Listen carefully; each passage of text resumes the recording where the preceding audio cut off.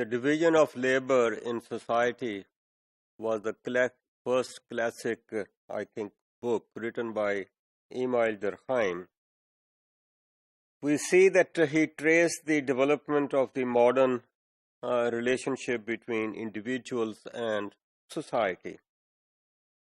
There he makes an attempt to treat the facts of moral life according to methods of the, let's say, empirical sciences.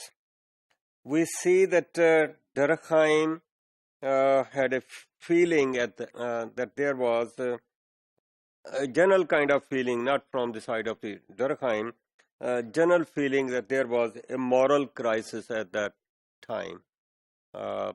This moral crisis was an outcome of, let's say, the social forces at that time, where we see that there is, let's say, rampant individualism. Everybody is looking after one's own interests. We see that French Revolution, the results of the French Revolution, where there was a lot of focus on the rights of the individual.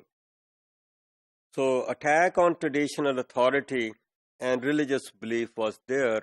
So people give the impression that they think about themselves, they don't care about the society. So many people thought, many social thinkers thought that social order is being threatened by the changes in the society, by the French Revolution, by, let's say, the Industrial Revolution, and other feelings which emerged out of these changes. Comte was one of those people who considered that division of labor, which is a product of the Industrial Revolution, is the basis of the disappearance of, let's say, morality. Durkheim actually disagreed with him, and he said that morality has not disappeared, but it is already, it's there, but it has taken a different shape. So we could say that morality has been redefined. It has not disappeared altogether. So people are not held together because of the similarities with respect to their responsibilities, with respect to their occupations. Now people are held together by specializations, by the division of labor.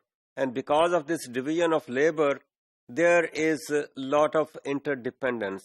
And that interdependence requires that there is some, let's say, cohesion, some social solidarity amongst the people. So this division of labor itself pulls people together by forcing them to be dependent on each other. So because of this interdependence, we don't see that people are going to move towards chaos.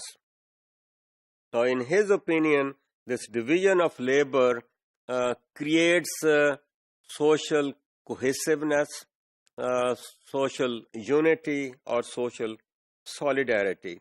And this social solidarity is necessary prerequisite for the functioning of the division of labor in the society.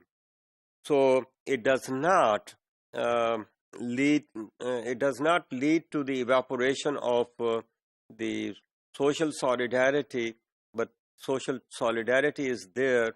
It has taken a different shape. So division of labor pulls people together by forcing them to be dependent on each other.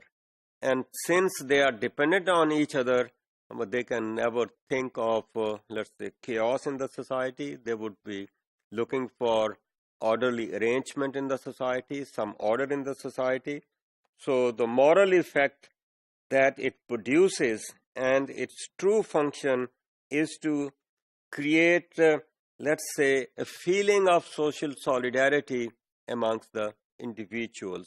So that is how Durkheim thought that social solidarity is there, and this is a part of the morality. People have these morals, people want to have an order in the society, and it is necessary. The division of labor is not going to create, let's say, disunity amongst the people. It will create a new form of social solidarity, and it has created like that.